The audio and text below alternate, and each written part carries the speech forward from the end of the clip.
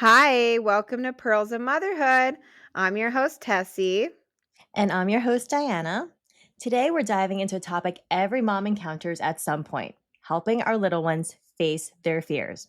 Whether it's the dark, loud noises, or that really tall slide, fear is a big deal for kids, and honestly, for us.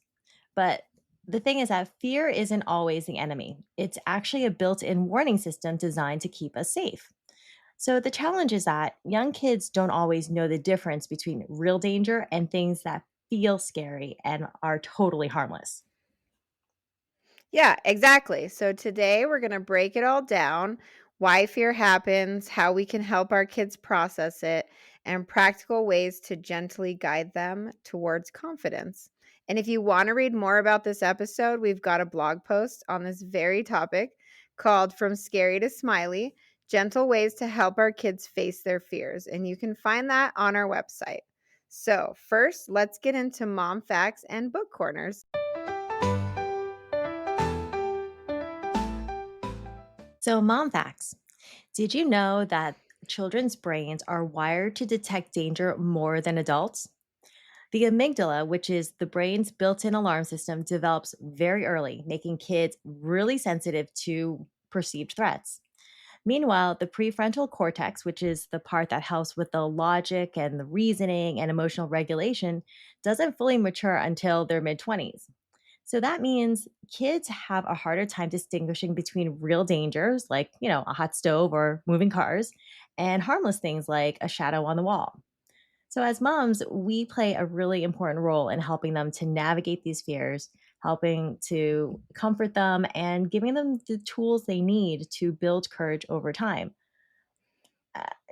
Sometimes I think I know when I'm scared, I'm still hyper reacting to everything. So I don't know if my brain is fully developed yet. I feel like, especially as adults, we do this a lot where fear is like we have these fears, but they're so exaggerated in our brains more than like we're fearing a situation or something that's coming up, and like we just are overthinking it. And I'm sure kids are pretty much the same way, like Mhm. well, everything I would think would be scary to a little kid. Yeah. Like, first off, you're super tiny in the world. Second off, you're new to the world. And so you don't like, how are you supposed obviously, it makes sense that kids are more fearful because it's probably like survival of the fittest, Yeah, They because have to those be who afraid. weren't, who got eaten by the predator outside, you know? So And then I have noticed too with my 4 though, my first one is still a lot more fearful of trying new things because I we as parents probably dampered that in him, like, we were also more afraid of him getting hurt. Mhm. And so but, like, my 4th child, nothing she's not afraid of anything. I think a She lot of it also has gets hurt a lot more. well, I think that it's because she sees her older brothers doing things and she goes, "Hey, I can do that too." Mhm. And she knows that it's safe as opposed to your oldest, he has to figure it all out on his own. Yeah, and she has them to watch and Yeah. learn from. He didn't Mhm. have that. He Yeah. had to figure it all out, so it's fascinating.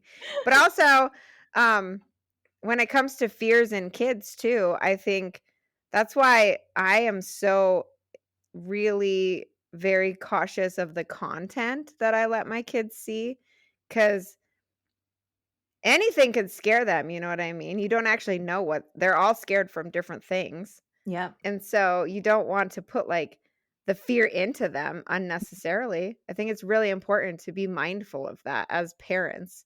Yeah, I think that's completely true. I think being very selective about what we expose our children to is really important because it leaves a mark. And obviously their brains are still developing, so it leaves a bigger mark on some parts than others that aren't developed yet. I think for me, I was beating myself up because as we were scripting this episode, I was dealing with fears for my daughter, and I didn't mean to make her fearful of something, but I let her watch an episode and I thought it was a good message. It's friends helping each other. Instead, there was this underlying theme to make the story go that she ended up picking up.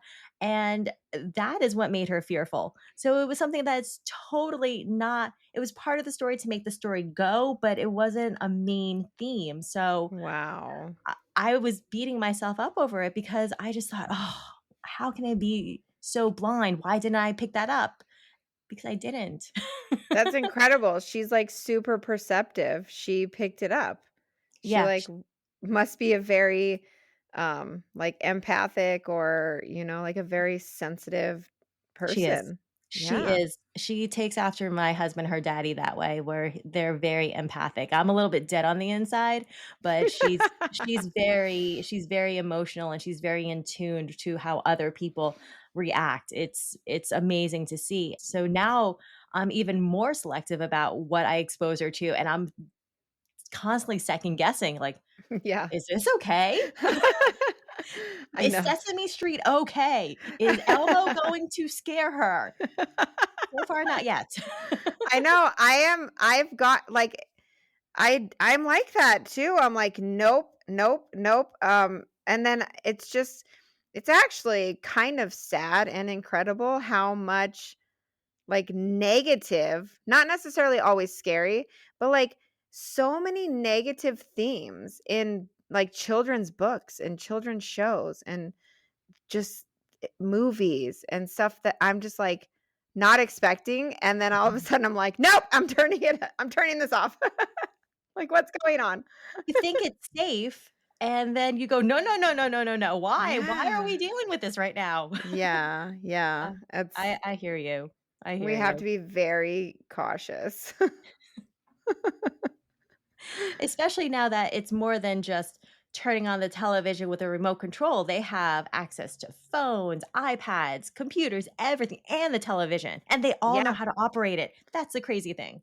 Yeah, and especially now knowing I didn't know any of this, like, anatomy part of it, the amygdala is actually develops early, making kids even more highly sensitive to this stuff. Yeah. It actually really makes me even more I'm gonna probably be even more hardcore about it and more mindful.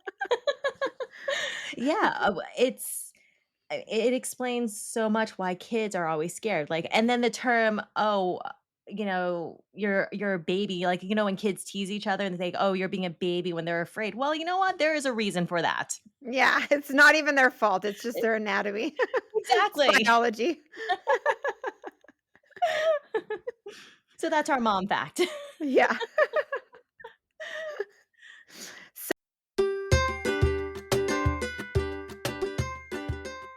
So, in book corners this week, this book kind of ties along to our theme of our episode, and it's called Where the Wild Things Are. And it's so funny. Like, I loved this book as a child, but the book is basically about a young boy who is being super mischievous, and his mother finally has enough of it. So she sends him to bed without supper and she calls him a wild thing because he's like acting like an animal all day basically. And so when he's in his room, he uses his imagination and he transforms his surroundings into a jungle. He sails to an island and it's inhibited by large monstrous creatures, and he's scared of them initially. They try to scare him, but he ends up taming them by facing his fears and just staring them in their eyes without blinking, just staring at them.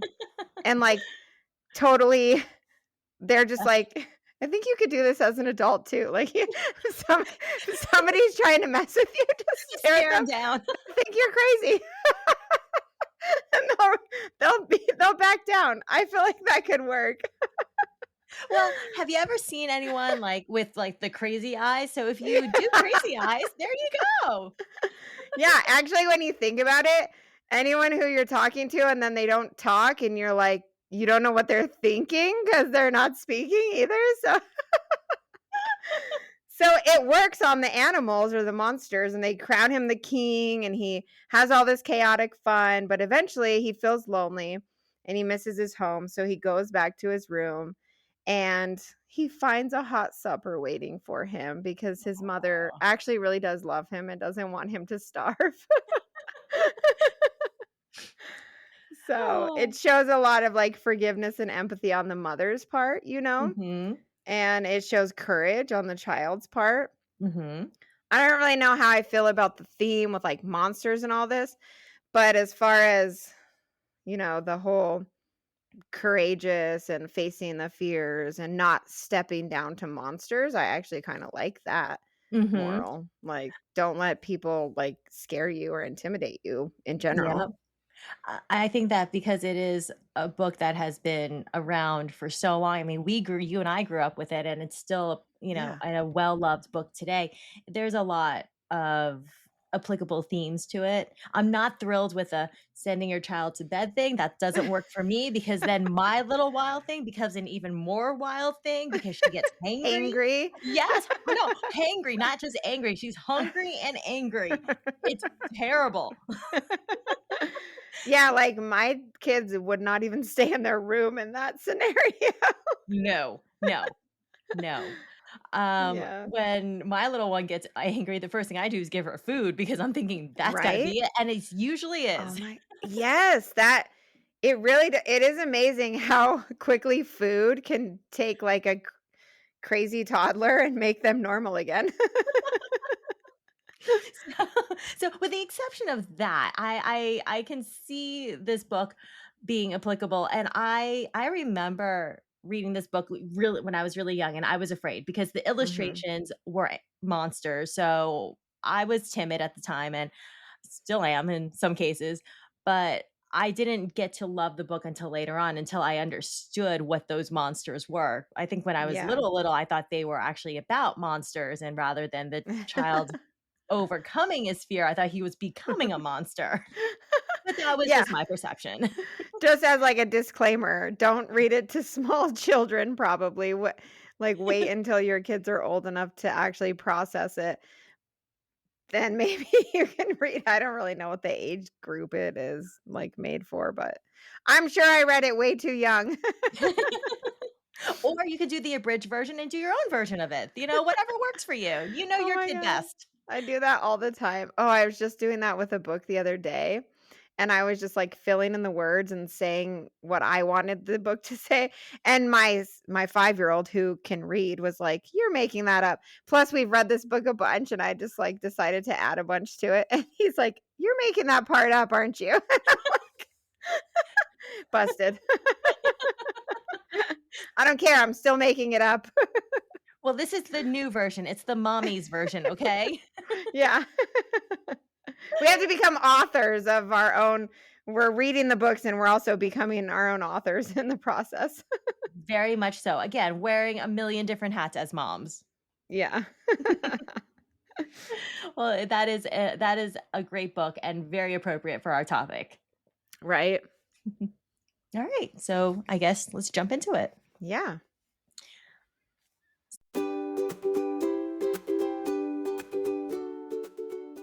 So, fear actually is a built-in warning system. It's not just something to overcome. It's actually an important warning system built into all of us because like we said before, the kids who weren't afraid probably were eaten by the big animal outside the cave door at some point. So they didn't make it into the gene pool very quickly. But so it also helps us to protect us from real danger. So like busy roads or, climbing really high up on a jungle gym, prevents falls.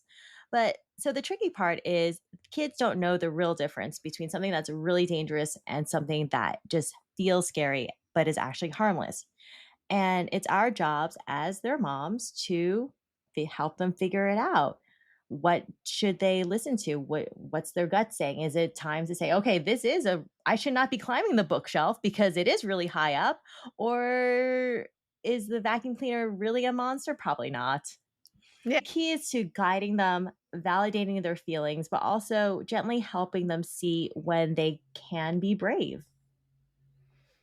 Yeah, and it is like an awesome opportunity when your kids are scared to teach them about courage, teach them about bravery, and you could even tell them that, stories about when you were afraid at some point, Mhm. use it as like a teaching lesson. And I don't know, like I feel like men are they're built different obviously, and they're better at like pushing the kids into like you have to try this. I don't care if you're afraid.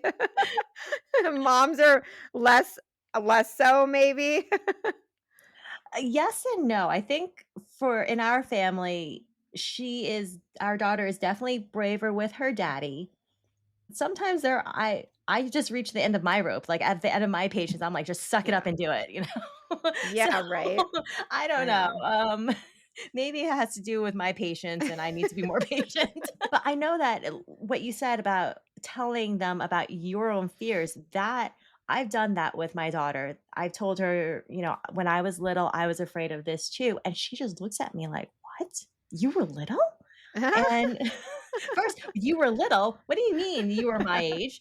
And 2, "Oh, I'm not alone." Like, it's all these feelings all at once, and she actually becomes more receptive to what I have to say. So that's a Mhm. really good point. Yeah, and I do think, like, kids are born to a certain extent with their own, like, personalities, obviously, and their own, like, temperaments, I guess.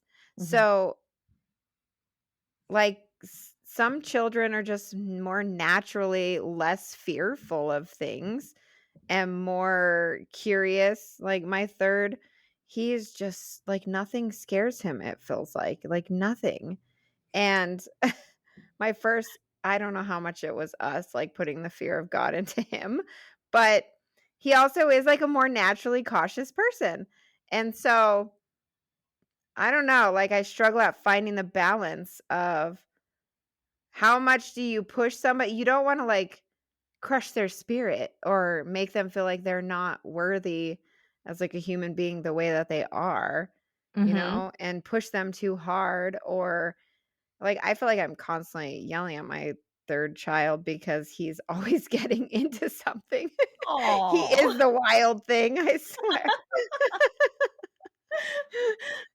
So, like, just as mothers, we gotta follow our intuition on that kinda thing, I think. Mhm. Yep, and it's a constant you're constantly jumping through hoops, right? Because as our kids grow, they're gonna have different fears. So, when they're toddlers, they can be scared of like loud noises or dark storms. And then later on, it'll be like maybe when they're kids, grade school, maybe it's like school pressure or societal acceptance. It's all these things.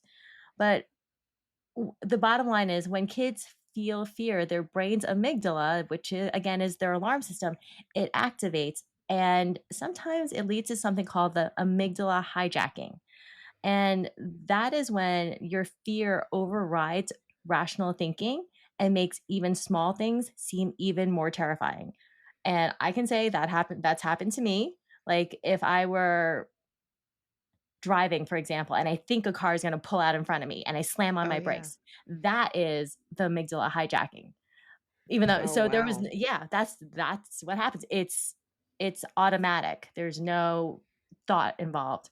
So kids, they feel that way too. They can maybe freeze in the middle of a thunderstorm or refuse to go into a scary room. So we can all understand how it feels. So it's actually something called the amygdala hijacking because your amygdala, your fear system overtakes everything else. Wow. I mean, I can see adults doing this totally too. Just, as adults, we do this all the time where we have these fears that are totally unfounded. And Mhm. even when you talk about it rationally, it makes no sense. Yeah. And then you're going into this scenario, just like public speaking, for instance. Mhm. Like a lot of people say, apparently that's like a bigger fear than death for like a large majority of people I've heard. Public Wow. speaking. Like they would rather die. It's less scary. And I'm just like, yeah, it's scary, but really I feel like our brains like magnify the fear and imagine it being more scary than it actually is. Yeah. right? Because, like, what's so scary about that? But we're all scared of it, like, as adults. Well, I think we're afraid of judgment, right? We're afraid of Yeah. what people will think. We think that we're gonna freeze out there. Mhm. And so I think it's very much a real thing. Obviously, you and I probably feel it less because we are here talking about this. So we're Yeah, I don't really know, would it be different if everyone was staring at us? Maybe. maybe. I think so. Probably. We need to do a seminar and see if we freeze and see what happens. Feel like I would. I think I would too. But then there's some people that it doesn't bother them or they've had more experience. Like, I feel like kids are maybe the more they're exposed to. Mhm. I mean, obviously, like, it's so weird to me because I do know some kids who are like my kids' age who watch scary movies or are Mhm. exposed to scary things, or in my opinion, like, way more adult theme things than they should be. Like, my kids definitely are not exposed to. And it just seems to me like it doesn't affect them. But I mean, obviously I don't live with them, so maybe it does, but I feel like it has to. Or is it that scenario where the more they're exposed to it, then they are, Numb to it. like, numb to it? Yeah. And then do you really wanna do that to your kid? Like, I don't know. Well, I think those are all really valid points, but it makes me think of this experience I had. So this past Halloween, my daughter was still really little, and there's an elementary school just a few blocks from here, and they do this really cute thing where they do a costume parade. So it's from kindergarten through 5th grade, and everyone gets dressed up on a certain day, and they walk around their block in classes and they in their costumes, and they get to see their parents and their friends who are gathered outside the school. So it's kind of fun for them. And I thought, oh, this is a great idea for my little one, because my next door neighbors, they have kids who are young, and they invited me to come. So I thought this will be good. And we're only going to stay for kindergarten through 3rd grade. That's it. So Mhm. really young, totally harmless, right? We're going to see fun things. Oh my goodness. It was actually terrifying. I cannot tell you how many times we saw it. We saw what is it? The Scream Mask. Oh my We god. Mhm. Freddy, What? Freddy What? Krueger. Yeah. Kindergartners? Kindergarten, 1st, 2nd, and 3rd grade. Can you imagine That if I is stayed for the 5th insane. graders? Oh my She was god. terrified, and some of the kids thought it was fun to, like, be scary, and then other kids were really horrified that they were terrifying this baby, and we left early because she was so scared, and then the rest of Halloween was ruined because she thought that these were the things that were gonna be Oh outside her my door. gosh. Oh my So goodness. I know everyone has a different threshold for their kids. Obviously, mine Yeah. is not there, but I I mm-mm, I don't want that for her. So this Yeah. year, we're not going. I know my, cousin is a elementary school teacher, I think, like, 2nd grade, and she tells me that some of her 2nd graders, like, tell her about horror movies that they watch, and Mhm. I'm like, "Oh my god." I do wonder, like, do they have nightmares from that? Does that affect them socially?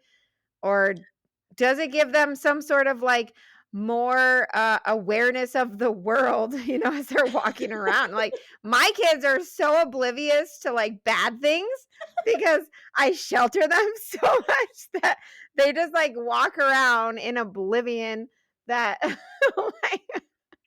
like in their imagination, not even paying attention to the world. So for me, I think the world is a scary place, and she'll eventually learn to deal with all of that, because she is my Mhm. daughter, and Mhm. that's okay. So I don't mind coddling her for a little while longer while I can. That's my Yeah. opinion. That's how I Yeah. see it.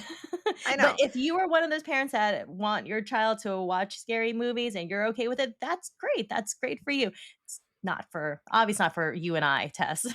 Yeah, and I do wonder, like, well, what is that like? Is that, you know what I mean? Like, philosophically, I wonder, like, is that the better way? I don't know.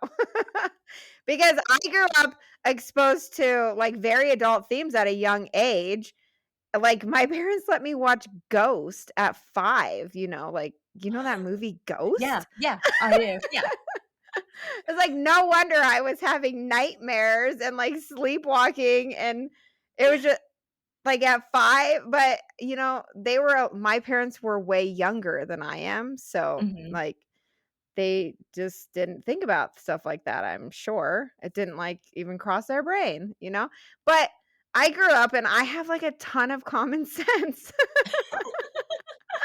So maybe being exposed to all these adult themes at a younger age, like, gives you common sense. I don't know. I I'm not sure. But just to put it out there, if you are one of those moms that have your kid watching certain scarier things, we'd love to hear from you. How does your kid deal with it? What do they experience? Are they afraid of the dark at night? Are they not? Does it make them braver? How does it work? Please let us know because obviously we don't Yeah. know. We I don't would know. love to know if Yeah. it makes them braver or if it makes them less scared of the world or more. Like, it kinda Mhm. makes me wonder. Yeah. It and even if it does, I'll admit I won't be the one watching it with her because I don't do that stuff. I don't do scary movies. I know. I used to love true crime till I became a mother, and then I'm like, "That's somebody's baby." I can't do it anymore, I just can't do it. It becomes very personal, right? Yeah, it's very different. So the So, amygdala like hijack is a real oh, thing. We yeah. all we all have it. No, go ahead, you were saying. So what do we do? How can we, like, help our kids regulate when it's gonna happen. All Mhm. everybody's gonna be afraid of something at some point, so what's the best way to handle that situation with them? So everyone says, first of all, validate their feelings. Don't say things like, "Oh, there's nothing to be afraid of." For me, I know that my parents said to me, "There's nothing to be afraid of."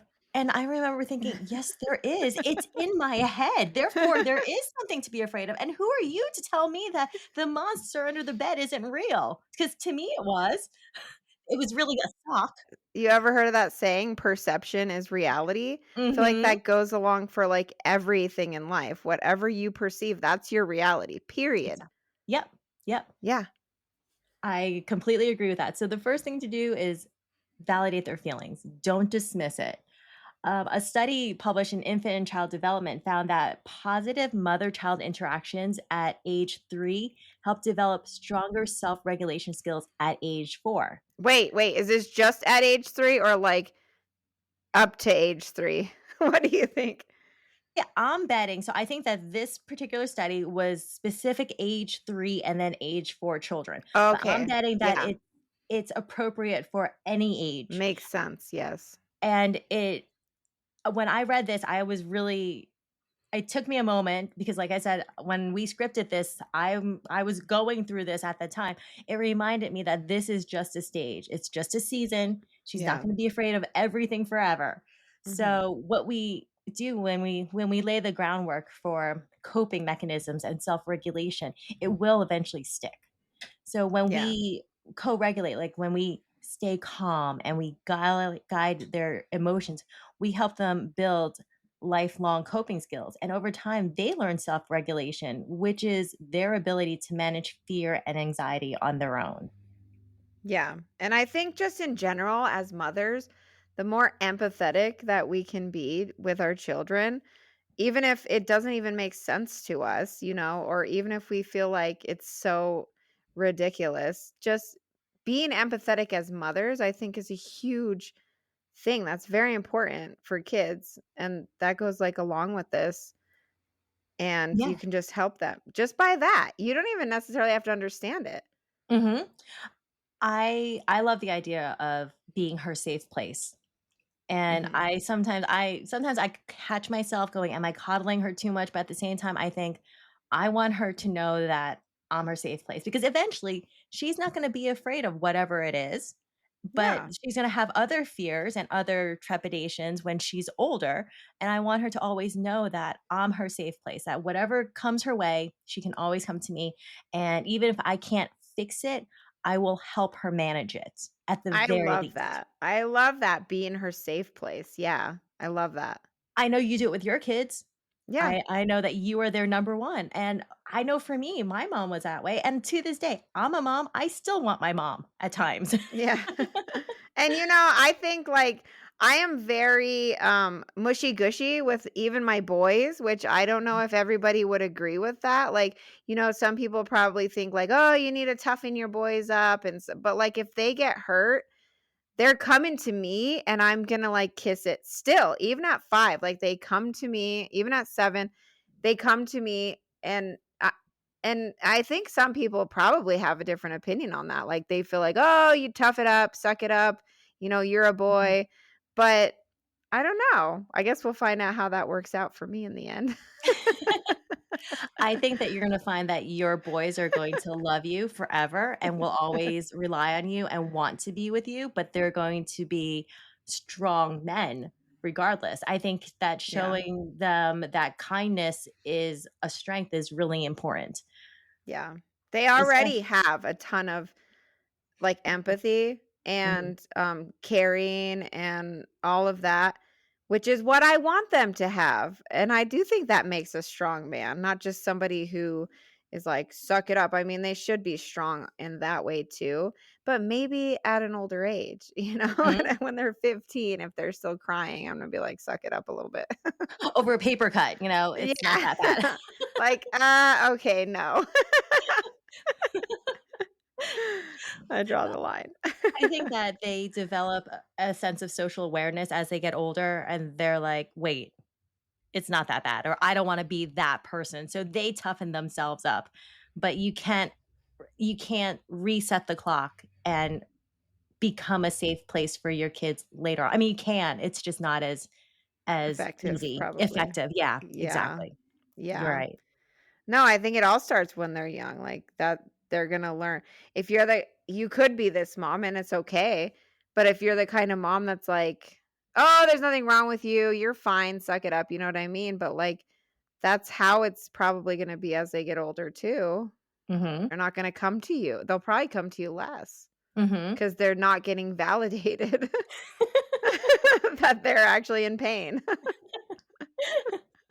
I see it in my daughter already. In the beginning, when she fell, it was more, really dramatic. Now it's, "I'm okay. She said, "I'm okay. I'm a toughy tough." That's exactly what I tell her. I said, "Oh, are you okay?" She goes, "I'm okay." I said, "Okay, you're a toughy tough." Yeah. "I'm a toughy tough," is what she'd say. And now she tells herself that. She'll pick herself Oh, up that's and reset awesome. and then go on her way. So she already is coming to me less and less, and she's only 2.5. Yeah, so there's a way you can have balance. You can show them love, empathy, support, all of that, and then at Mhm, the same time, put the positive affirmations into their brain. Well, you're tough and you're strong and mhm, try again. mhm. You don't have to let this like take you out, you Yeah. know. It's You about could do both. building Yeah, it's about both. It's about, like, building logical connections right there. Mhm. Like, "Okay, am I really that hurt? Am I really that scared? Am I really safe?" And using logic actually short circuits that amygdala hijack. I was on Instagram and I saw this mom, she was talking about how when her toddler was pitching a fit at I think they were at a store or something like that, or they were at a restaurant, they were looking out the window actually. And the toddler kept on wanting to go home, being really emotional. And the mom said, "Okay, we'll go home, but can you help me with something first? Can you help me count how many red cars are out there?"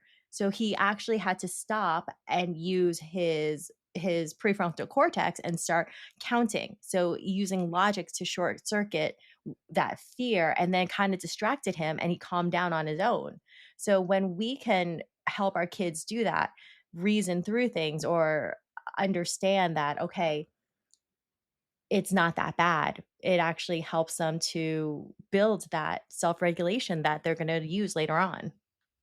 Yeah, I love that. I actually do that all the time. I call it the Yeah. art of distraction. I'm like, if my kids are misbehaving, I'm telling you, I've done experiments on this on my own where when they're misbehaving or they're doing something naughty or something I don't want them to do, I swear the more I focus on telling them not to do that, the more they do it.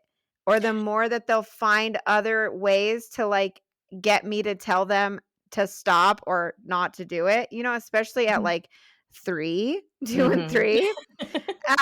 That's a tough age. But, um, but what I've found though is if like, let's say like they're jumping on the couch or something, I swear the more I'm like, don't jump on the couch, don't jump on the couch, the more they do it. But if I can remember, because it's not always like just doesn't come natural, obviously. And our brains are filled with so much. But if I can remember to be like, hey, why don't we go jump on the trampoline, instead of like focusing on what they're, you know what I mean? And I Mhm. do that in the restaurant too. I'm like, why don't we play I Spy when they're acting a Mhm. fool? And it totally distracts them. It's like being a magician, being a magician Yeah. is the art of distraction. That's what motherhood is. Oh my God. True. We're like the best magicians. It really does work though. Yeah, yeah. We're getting to the point where we can do that, and she does because she's noticing more and more in the world. So I can do things like, "Oh, let's play car rainbow." If we're in the car and she's getting antsy, I say, Yeah. "Can you find me a red car or an orange car?" And then when she names all the colors of the rainbow, we go, "Yay, car rainbow." And then we do it again and again. That is so funny. It makes me laugh because, like, you have a 2-year-old, I have a 2-year-old, Mhm. and, like, you guys play car rainbow, and my 2-year-old is like, "Creeper van." We're like, "How many creeper vans can you" because of her older brothers, because I try to teach them, like, "Stay away from creeper vans," you know? So in the car, we're like, "How many creeper vans can you"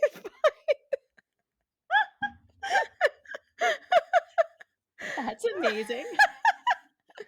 Car rainbow sounds so much more fun. She and I live in a very sparkly world, apparently. Ours is very dark. We're like, "There's a creeper van, like, stay away from that." Okay, all right. Side note here, going to a creeper van. Complete side note. This has nothing to do with the episode. So parked outside my house was this truck. It looks like a moving truck. And it comes and parks outside for like 2 or 3 days. It's constantly running. We don't know who it belongs to. And it That's comes and weird. goes within a month. Like it comes for a couple of days every month and then goes away. And I'm like, That's weird. and it's parked right in front of my house. And Weird. it just set off these flares in my brain like, "This is not okay." And my daughter loves trucks and any sort of vehicle. So one day we're walking by it and she goes, "Mama, truck." And I said, "Yeah." She goes, "See?" Meaning she wants to see inside it. And I went off. I said, "You do not No. go into a truck or any vehicle without your parents. If anyone tries that," and I go off, and she looks at me with these big, huge eyes. I think I frightened her because now when she sees any truck that looks remotely like it, and it was a white truck, she sees any white truck, she goes, "Creepy truck, creepy truck." So we don't live in all rainbows and butterflies. There I are the love occasional that. creepy trucks. So complete side note. Yeah, and, like, it's so funny too because, honestly, like, somebody with a dog is probably, like, way more, likely to, like, kidnap your kid with using a dog or something than, Mhm. like, a creeper van, but this all started because my brother got a work van that didn't have any windows, and, like, I was making fun of him, and I called it a creeper van, and my kid they go like, "There's uncle's creeper van," and, like, that's, like, a whole thing now. So then I was like, had to explain what a creeper van was and like why you don't go in them. And So now you count them. so now it's like a game. Who can find a creeper van on the freeway fastest? Hey, whatever works. They're using their logical brain. There we go. Building their frontal lobe, right? Problem solving skills. But Oh, then my 3-year-old will run up to anyone in the park with a dog and be like, "Can I pet your dog?" And I'm like, "Don't do that either." oh, kids. If you out there have any similar stories, please let us know so we feel like we're not alone. So so we've reasoned through fear, whatever method you have that that shortcuts the amygdala hijacking. There's also different ways to deal with their childhood fears, and one of them is exposure therapy. So, exposure therapy is a powerful technique that helps children gradually face their fears in a safe and controlled environment. So, when they take small steps and gradually expose them to their fears in a manageable way, kids can build confidence and learn that their fears don't have control over them, that they control their fears. So, we picked out 3 common childhood fears, and we're going to walk you through what is a good exposure therapy. And you may have to edit this for your own family, for your own kids, and that's okay. These are just examples. Yeah, so, like, a common fear is fear of the dark. Yep. Like, I'm afraid of the dark as an adult. The Same. dark is scary. Yeah. So, like, step 1, start by acknowledging the fear, like we talked about. Like, I know it's scary when it's dark, but you're safe, there's nothing bad in the house. Like, yeah, Mhm. I know it's just, like, unsettling to not be able to see. And Mhm. so step 2, gradually introduce small doses of darkness. And so you might want to start by dimming the lights a little bit and then using a nightlight or a flashlight. It creates like a comforting glow, and be with your kid during this Mhm. and support them through it. And then step 3, extend the time spent in the dark slowly. And so you could play a fun game in the dark, like shadow puppets, or read a book with a flashlight and make the experience more enjoyable and less intimidating. And then step 4, as your child becomes more comfortable, they can start trying to fall asleep with less light, praise their bravery, and reinforce that they are in control of the situation. Love that. So the next one that we have, another common fear is a fear of loud noises like thunderstorms or vacuums. So, step 1, explain to your child what the noise is and reassure them that they're safe. So, if it's thundering outside, just tell them that it's clouds making a noise. So for us, I tell my daughter that it's thunder making clapping sounds because they're applauding you. They're trying to get your attention by clapping their hands, and it's not hurting you. Step 2, play a recording of thunder or the sound of a vacuum or whatever else is bothering them. What I found really great for us were soundscapes. So I would go Mm, on to my Apple Music and look for soundscapes, and like a rolling thunderstorm, it sometimes is really calming for people. So I just play it in the background while that we're is calming. playing. Yeah. So it kind of desensitizes her to it. Sometimes there are big cracks or something like that, but over Yeah. time, she ignores it. So she becomes more familiar in a controlled environment. Step 3, gradually increase the volume in small increments as your child gets used to the sound and give them a chance to calm down with every new level. And then step 4, encourage them to try a fun activity like making a noise or dancing to it, or in our case was playing a scenario out, a storm scenario with her toys, and show her that it's not a scary thing, that can actually be a fun thing. Mhm. Well, it's so funny, like, we live in Arizona, like, we never get thunderstorms, it's not a But thing. when you do, they're We massive. do. Yeah, no, we do, but it's, like, so rare, it's so funny, like, I'm like but there are places in the country that get them all the time, right? I don't Yep, know if you're one of them, but yep. I live in that Northeast, would be awesome. yeah, I live in Northeast PA, and thunderstorms here frequently out of nowhere. That's the thing. I can look on my weather app and says it's totally clear, and I look out the window, I'm What? like, no, it's thundering right now." Oh my god, that's probably why it's so green and beautiful up there, though. In the spring and summer, it is absolutely gorgeous. It's so That's lush and awesome. verdant, but honestly, I miss the desert. I miss Yeah. that very much. Well, I mean, like, the rain is something that we never see, so when we do, it's like we love it, but probably if you see rain all the time, you're probably so sick of it and all the mud and everything. Yeah. I can't even imagine. Honestly, when I was living in Arizona with you, people would get so excited for the rain, and it would rain, like, once a month. It was like nothing, and I would Yeah. get so annoyed, like, "Ugh, it's raining for 5 minutes." It's so annoying. I understand the necessity of rain. I get that. But it's that northeasterner in me that I'm like, "Oh, it's gonna get so muddy It out. It's creates so mud. hot." Yes. Yeah, no. But, yeah, so that's one of the ways that I've dealt with noises for her was playing soundscapes. Hmm. Um, Well, that another one must be a thing for you guys because that's, like, not a thing for us to be afraid of thunder and stuff because it, like, Mhm. never happens hardly, and when it does, we're, like, out there dancing in the rain practically. It was an all of a sudden thing because we loved jumping in puddles.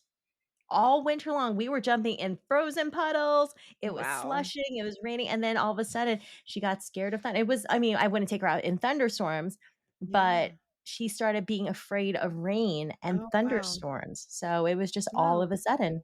Mm, Interesting. yeah, but now Well, she's okay. another fear is fear of strangers, obviously, or separation anxiety. That's You mean probably a creeper very good. vans? Yeah, creeper vans. It's probably a good, healthy amount of fear in Mhm. a child of that is a good thing. Yeah. But, if you want to, like, work on this, maybe if they're older and you wanna start by talking to them about the situation, like, "I know you feel nervous when I leave, but I'll always come back." I don't really know at what age they can actually comprehend that because I feel like my five-year-old still thinks I'm never, like, gonna return if I leave, and Aw. he does not want me to leave.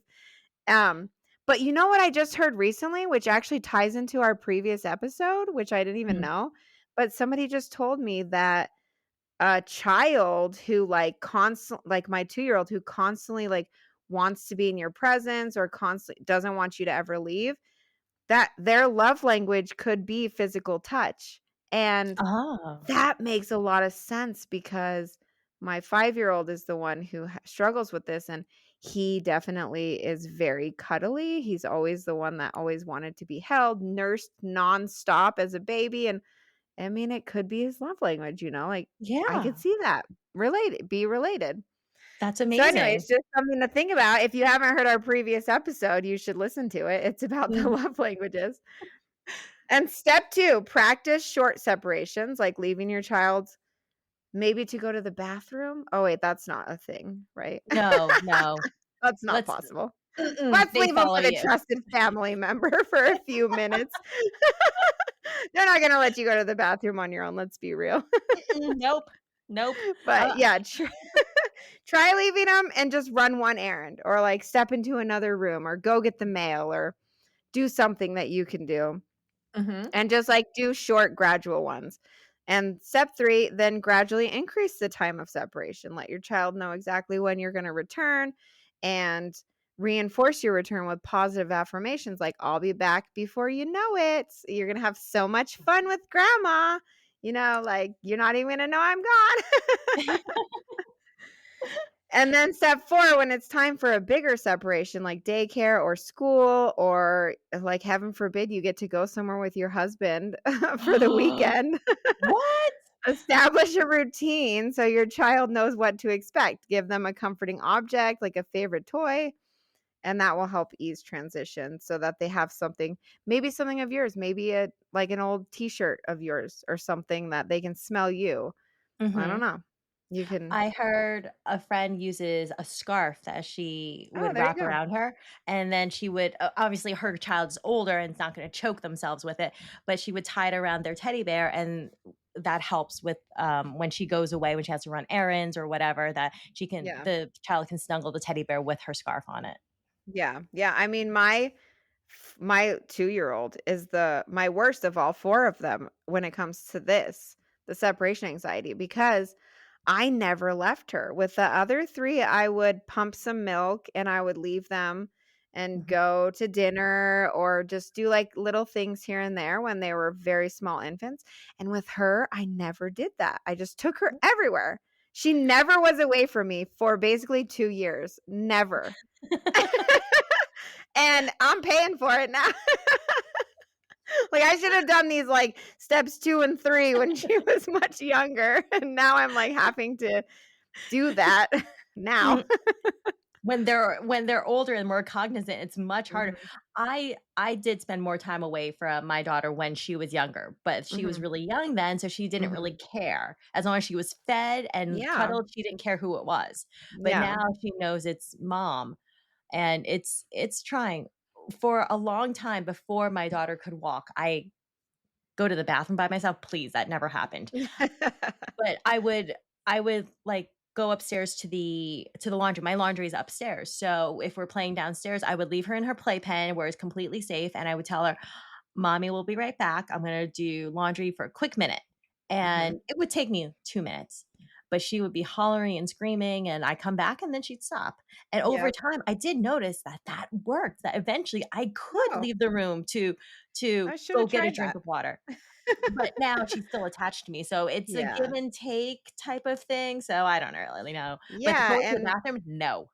no, no, it's like they have a radar on you, like, the second you sit down to go, they have to, like, hurt themselves or fall off of a cliff or come running into the bathroom and just like, ugh, really?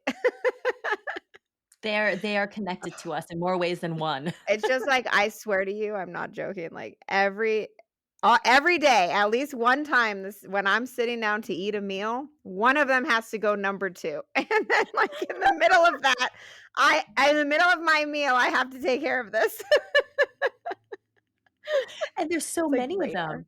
I What know, there's so many of or them. have they coordinated their go times yet for Some convenience or no? well, they, like, will be it's like one will be like, "I have to go," and then the other one's like, "Oh, well, I have to go too." It's like, oh my gosh, it's Oh, boy. I never actually I never knew this part of motherhood, like, nobody talks about how many times you wipe butts as a mother, Yeah. like, especially when you have a bunch.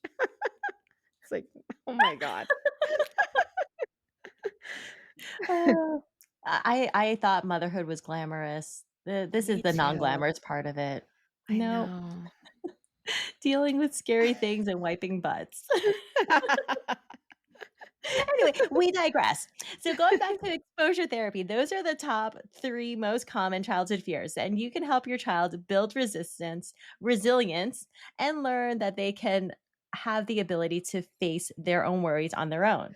But just remember to take things one step at a time and celebrate every victory, no matter how small it is.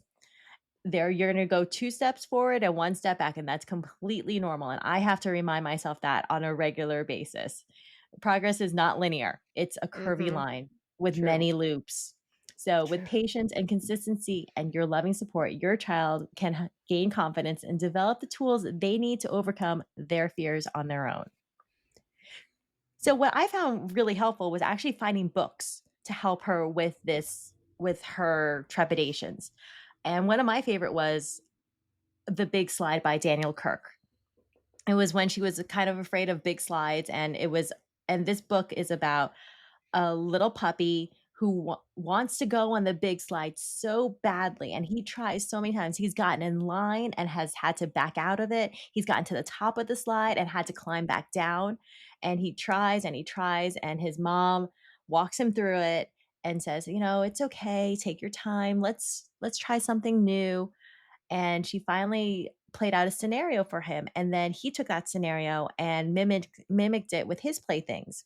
And then eventually he made a friend Mm. who helped him go to the top of the slide, and they went down it, and he thought it was the best thing ever. And it took time, it took patience, but he did it, and that helped her get over her fear of slides. That's awesome. Yeah. Books are super awesome resources when you are in a pinch or you need like we used one I'm a big brother now with my first, when we were having our second and we started like 6 months before the baby was coming and just got him super excited, read the book all the time and like kind of taught him how to be a big brother. You got to be gentle and this is what's going to happen. The baby's going to cry and it just means that he's hungry and stuff like that, like books are awesome tools. Hmm. Actually, a study by the Journal of Early Childhood Research found that reading stories about resilience helps children develop emotional regulation skills because they understand and they see how the scenario can play out, and they find out that they're not alone in this whole thing. Oh, that's awesome. I'm gonna get more books about resilience. I The didn't Big know Slide that. is a really good one. The Big Slide is a Yeah, really good one by cool. Daniel Kirk. I love that book. Actually, I think I got it from Imagination Library with Dolly Parton. Ah, I didn't get that book. Oh, We all I'll get send it different to you. books.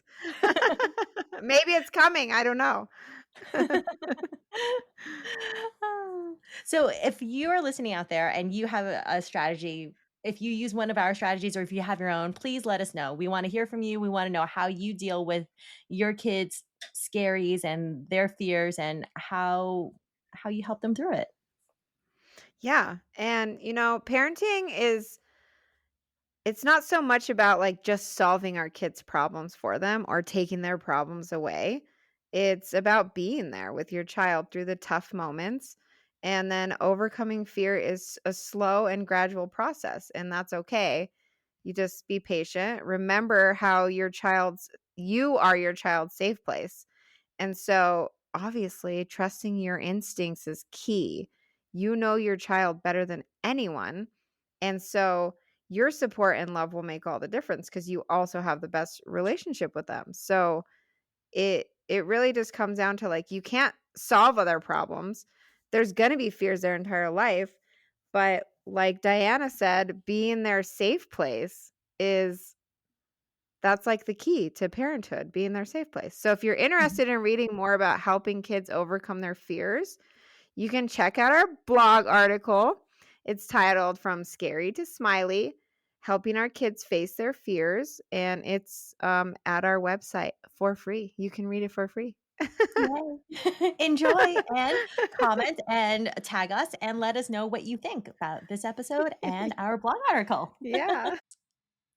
Thank you so much for listening to us at Pearls of Motherhood. Please feel free to contact us at pearlsofmotherhood.com and to email us at ideas@pearlsofmotherhood.com. We're also on Instagram at Pomcast. That's POMCASTS. We'd love to hear your thoughts on this episode or any ideas for future episodes. After all, we are a podcast for all moms and would love to know what you'd like to explore. New episodes will drop once a week on Friday, so stay tuned for more fun and more pearls. Have a great day. Talk to you soon.